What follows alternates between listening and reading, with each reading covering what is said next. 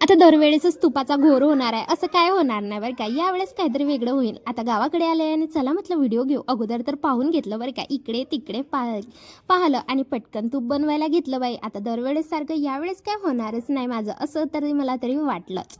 मग काय लोण्याचा गोडा एवढा भारी आला की विचारूच नका. आता तसं पण तुम्ही काय विचारणार तर आहे नाही, माझा लोण्याचा गोडा खूप छान वाटत होता मला. 2 वेळेस झाला मी तूप बनवते आणि दोन्ही वेळेस माझं तूप एकदम बनलंच नाही ते बरं का. आणि आता घरी आली आणि घरी तूप बनवलं तर व्यवस्थित बनलं.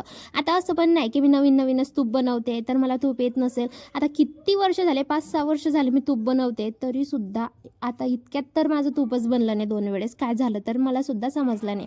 पण आज घरी एकदम व्यवस्थित तूप बनलं. मला आजचा आनंद एवढा होता ना की विचारूच नका बरं का.